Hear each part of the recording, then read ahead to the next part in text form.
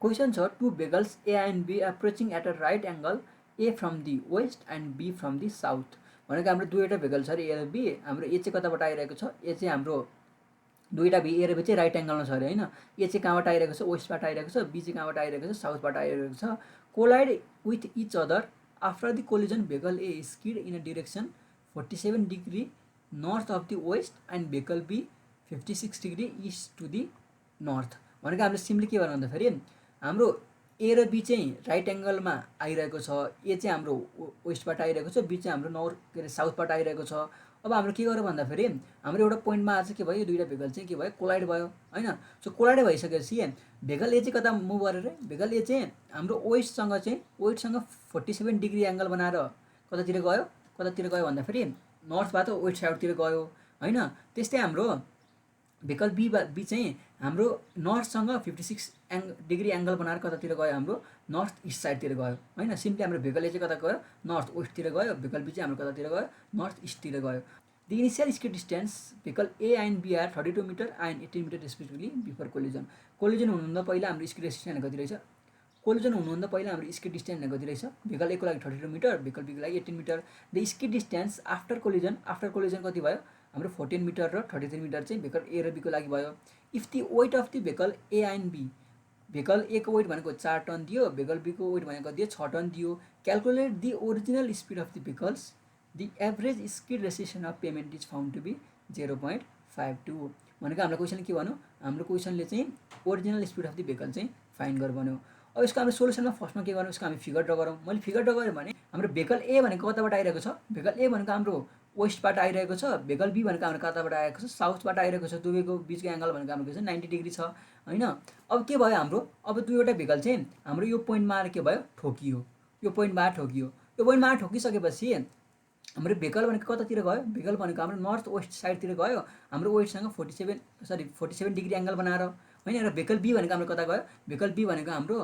North इस्टतिर गयो हाम्रो नर्थसँग कति डिग्री एङ्गल बनाएर 56 डिग्री एङ्गल बनाएर होइन र हामीलाई हाम्रो भेगल ए को लागि हाम्रो स्किड डिस्टेन्स भनेको दिइरहेको छ बिफोर कोलिजनको लागि 32 मिटर दिइरहेको छ त्यस्तै भेगल बी को लागि कति दिइरहेको छ 18 मिटर दिइरहेको छ होइन र हाम्रो कोलाइड भइसकेपछिको हाम्रो स्किड डिस्टेन्स भनेको भेगल ए को लागि कति छ हाम्रो SA2 भनेको 14 मिटर दिएको छ र भेगल बी को लागि SP2 भनेको कति दिइरहेको छ 33 मिटर दिइरहेको छ होइन अब हामीलाई क्वेसनले के फाइन्ड गर भन्यो क्वेसनले चाहिँ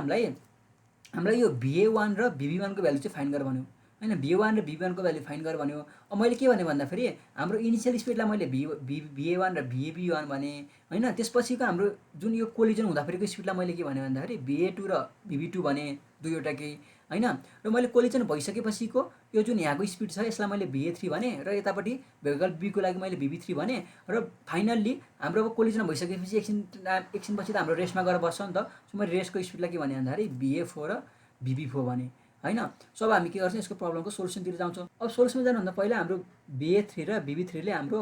नर्थ साउथ र वेस्ट इस्टसँग सर्टेन एङ्गल बनाइरहेको छ सो हामी सिम्पली के गरौँ भन्दा यो दुईटालाई चाहिँ हामी नर्थ साउथ र इस्ट वेस्टमा के गरौँ भन्दाखेरि हामी यसरी रिजल्भ गरौँ सो मैले सिम्पली रिजल्भ गरेँ भने हाम्रो यो भनेको VB3 भयो सो VB3मा यसले यो भनेको 46 डिग्री हो भने चाहिँ यतापट्टि हाम्रो के हुने सिम्पली VB3 कस कति हुने हाम्रो 56 डिग्री हुने भयो होइन त्यस्तै यतातिर के हुने हाम्रो VB3 साइन 56 डिग्री हुने भयो त्यस्तै हाम्रो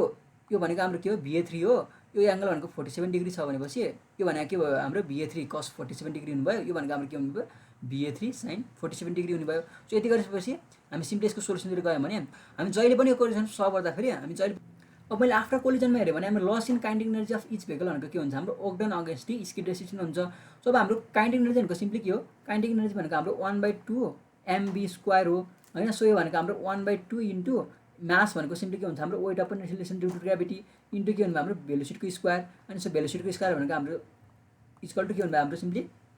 अब ओक्डन भनेको सिम्पली के हुन्छ हाम्रो वेट इन्टु के हुन्छ हाम्रो F इन्टु S हुन्छ होइन F भनेको हाम्रो के हो F भनेको स्किड रेसिस्टेन्स S भनेको हाम्रो के स्किड डिस्टेन्स W भनेको हाम्रो वेट हुने भयो सो हामीले सिम्पली अब भेगल ए को लागि हेऱ्यो भने 1/2 इन्टु WA/G इन्टु VA3 को स्क्वायर माइनस VA4 को स्क्वायर हुने भयो इक्वल टु के हुने भयो हाम्रो WA into F into SA2 हुने भयो SA2 भनेको हाम्रो क्वेसनमा 14 दिएको छ होइन WA र WA क्यान्सल आउट भयो ल भनेको अब हाम्रो VA3 भनेको सिम्पली के हुने भयो हाम्रो √2 into G into F into के हुने भयो हाम्रो SA2 हुने भयो हैन, जी भनेको 9.81, एफ भनेको 0.52, एसई2 भनेको 14। सो हामीले सल्भ गऱ्यौँ भने हाम्रो BA3 को भ्यालु भनेको आयो 11.95 मिटर पर सेकेन्ड आयो। त्यसै मैले भेकल बी को लागि हेऱ्यो भने हाम्रो के भन्नुभयो 1/2 इन्टु डब्लुबी/जी इन्टु VB3 को स्क्वायर माइनस VB4 को स्क्वायर इक्वल टु के भन्नुभयो हाम्रो WB into F into SP2। अब हाम्रो VB4 भनेको 0 छँदैछ, हाम्रो पछि रेस्टमा गयो नि त गाडी हैन, कोलिजन भइसकेपछि। अब हाम्रो डब्लुबी क्यान्सल आयो। सो VB3 को स्क्वायर भने हाम्रो के भयो 2GFSB2 आयो हैन। सो हामीले VB3 निकाल्यो भने अन्डर रुट 2GFBSB2 आयो। सो हामीले VB3 निकाल्यो भने रुट अन्डर के हुने हाम्रो 2GF इन्टु SP2 हुने भयो। So 2 into 9.81 into 0.52 into SP2 हाम्रो 33 छ। हामीले सल्भ गऱ्यौँ भने कति आयो 18.34 मिटर पर सेकेन्ड आयो। अब एड कोलिजनमा हामीले सिम्पली के गर्छौँ, एड कोलिजनमा चाहिँ हामीले मोमेन्टम चाहिँ कन्जर्भ गर्छौँ भनेको मोमेन्टम बिफोर इम्प्याक्ट रिजल्ट के गर्छौँ हामी मोमेन्टम आफ्टर इम्प्याक्ट गर्छौँ।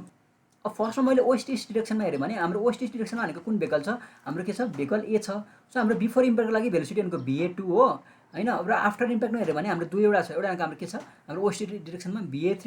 cos 47 डिग्री छ, अर्को भनेको हाम्रो के छ VB3 sin 46, अर्को भनेको के छ हाम्रो VB3 sin 56 डिग्री छ। अब हाम्रो मोमेन्टम भनेको सिम्पली के हो, मोमेन्टम भनेको हाम्रो मास इन्टु भेलोसिटी हो। सो हामीले वेस्ट इस्ट डिरेक्सनको लागि हेऱ्यौँ भने के भन्नुभयो सिम्पली हाम्रो WA/G into VA2 equal to, अब मैले यतापट्टिको डिरेक्सनलाई मैले नेगेटिभ भने मैले यतापट्टिको डिरेक्सनलाई नेगेटिभ भने सिम्पली के हुनुभयो हाम्रो MA इन्टु के भन्नुभयो हाम्रो VA3 cos 47 डिग्री हुनुभयो। यो भनेको हाम्रो सिम्पली के हुन्छ हाम्रो WA/G cos के भन्नुभयो हाम्रो VA3 cos 47 डिग्री हुनुभयो। र यतापट्टि मैले के भने पोजिटिभ भने हाम्रो सिम्पली के हुनुभयो यो भनेको हाम्रो WA/G इन्टु VA2 भनेको minus WA/G into VA3 cos 47 plus के भन्नुभयो हाम्रो WB/G इन्टु VB3 sin 56 हुने भयो। सो अब हामीले यो सल्भ गऱ्यो भने VA2 भनेको सिम्पली के भन्नुभयो हाम्रो WB/WA into VB3 sin 56 minus VA3 cos 47 हुने भयो। सो भनेको हाम्रो WB भनेको 6 टन दिएको छ, WA भनेको हाम्रो कति दिएको छ 4 टन दिएको छ। 6/4 इन्टु VB3 भनेको हामीले भर्खर निकालेको 18.34 sin 56 माइनस 11.94 cos 46 भयो। सो हामीले सल्भ गर्यो भने हाम्रो VA2 को भ्यालु भनेको कति आयो 14.66 मिटर पर सेकेन्ड आयो। त्यस्तै मैले अलङ साउथ नर्थ डिरेक्सनमा हेऱ्यो भने साउथ नर्थ डिरेक्सनमा हामीले सेम कन्सेप्ट युज गर्ने हो। साउथ नर्थ डिरेक्सनमा हेऱ्यो भने हाम्रो के छ भेकल बी छ हैन। सो हामीले यतापट्टि हेऱ्यौँ भने हाम्रो के छ VA3 sin 47 र VB3 cos 46 वाला के छ हाम्रो कम्पोनेन्ट छ। सो हाम्रो सिम्पली के हुनुभयो अब हामीले momentum before impact equal momentum after impact गऱ्यो भने WB/G into VB2 equal to WA/G into VA3 sin 47 degree plus WB/G into VB3 cos के हुने भयो हाम्रो 56 डिग्री हुने भयो। सो अब सिम्पली हाम्रो VB2 निकाल्यो भने WA/WB into VA3 sin 47 plus VB3 cos के हुने भयो हाम्रो 56 डिग्री हुने भयो हैन। सो हामीले यहाँ सल्भ गऱ्यौँ भने हाम्रो 4/6 इन्टु 11.95 sin 47 प्लस 18.34 cos के भयो हाम्रो 56 भयो। सल्भ गर्दा हाम्रो कति आयो 16.08 मिटर पर सेकेन्ड आयो। अब मैले बिफोर कोलिजनमा हेऱ्यो भने बिफोर कोलिजनमा हाम्रो फेरि के हुन्छ काइनेटिक एनर्जी इक्वल टु हाम्रो के हुन्छ ओगडन हुन्छ। सो मैले भेकल ए को लागि हेऱ्यो भने 1/2 WA/G इन्टु VA1 को स्क्वायर माइनस VA2 को स्क्वायर भनेको हाम्रो के हुन्छ simply WA/G into F into के हुन्छ हाम्रो SA1 हुन्छ। सो हामीले VA1 को स्क्वायर यहाँ निकाल्यो भने के हुन्छ हाम्रो VA2 को square plus 2 into F into SA1 into हाम्रो के हुन्छ G हुन्छ। सो मैले VA1 निकाल्यो भने सिम्पली के हुनु हाम्रो VA2 को भ्यालु अलरेडी आइसकेको छ, अरू सबैको भ्यालु हामीलाई क्वेसनमा दिइहालेको छ हैन। सो हामीले सल्भ गऱ्यो भने हाम्रो कति आउँछ 23.267 मिटर पर सेकेन्ड चाहिँ हाम्रो के आयो VA1 को भ्यालु आयो। त्यस्तै मैले भेकल बी को लागि हेऱ्यो भने हाम्रो काइनेटिक एनर्जी इक्वल टु के हुन्छ हाम्रो ओगडन हुन्छ। So 1/2 into WB/G into VB1 को स्क्वायर माइनस VB2 को स्क्वायर इक्वल टु के हुनु हाम्रो WB into F into SP2 हैन। सो अब हामीले सबै भ्यालु पुट गऱ्यौँ भने हाम्रो VB1 को भ्यालु आउनु भयो। सो हाम्रो VB1 को भ्यालु भनेको कति आउँछ भन्दाखेरि 21.0287 मिटर पर सेकेन्ड चाहिँ आउँछ। सो यसरी चाहिँ हामी के गर्छौँ प्रब्लम चाहिँ सल्भ गर्छौँ।